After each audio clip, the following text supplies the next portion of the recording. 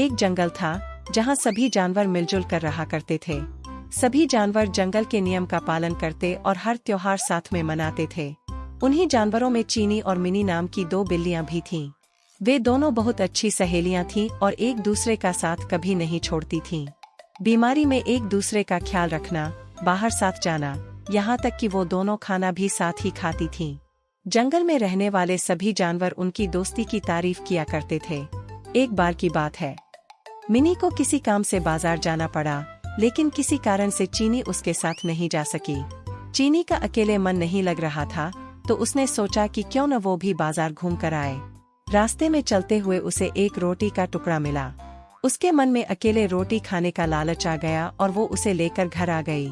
जैसे ही वह रोटी के टुकड़े को खाने वाली थी, तभी अचानक मिनी आ गई। मिनी ने उसके हाथ में रोटी देखी तो उससे पूछने लगी कि चीनी, हम तो सब कुछ बांटकर खाते हैं और तुम तो मेरे साथ ही खाना खाती थी, क्या आज तुम मुझे रोटी नहीं दोगी? चीनी ने मिनी का देखा तो डर गई और मन ही मन मिनी को कोसने लगी। इस पर चीनी ने हड़बड़ाहट में कहा कि अरे नहीं बहन, मैं तो रोटी को आधा आधा कर रही थी ताकि हम दोनों को बराबर रोटी मिल सके। मिनी सब समझ गई थी और उसके मन में भी लालच आ गया था, लेकिन कुछ बोली नहीं।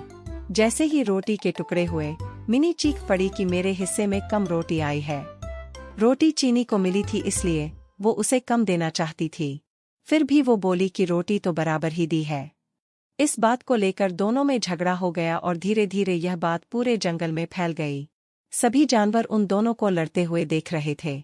उसी समय वहां एक बंदर आया और उसने कहा कि मैं दोनों के बीच में बराबर रोटी बांट दूंगा।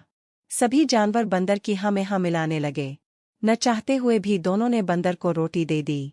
बंदर कहीं से तराजू लेकर आया और दोनों ओर रोटी के टुकड़े रख दिए। जिस तरफ वजन ज्यादा होता, वो उस तरफ की थोड़ी सी रोटी यह बोलकर खा लेता कि इस रोटी को दूसरी तरफ रखी रोटी के वजन के बराबर कर रहा हूँ। वो जानबूझकर ज्यादा रोटी का टुकड़ा खा लेता, जिससे दूसरी तरफ की रोटी वजन में ज्यादा हो जाती। ऐसा करने से दोनों ओर रोटी के बहुत छोटे छोटे टुकड़े बचे। बिल्लियों ने जब इतनी कम रोटी देखी तो बोलने लगी कि हमारी रोटी के टुकड़े वापस दे दो, हम बची हुई रोटी को आपस में बांट लेंगे।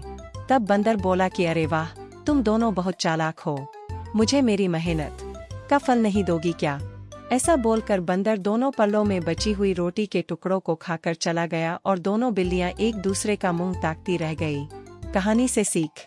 बच्चों, इस कहानी से हमें ये सीख मिलती है कि हमें कभी भी लालच नहीं करना चाहिए। जो कुछ भी हमारे पास है, हमें उससे ही संतोष करना चाहिए और आपस में मिलजुल कर रहना चाहिए। लालच करने से जो हमारे पास है, उससे भी हाथ धोना पड़ सकता है।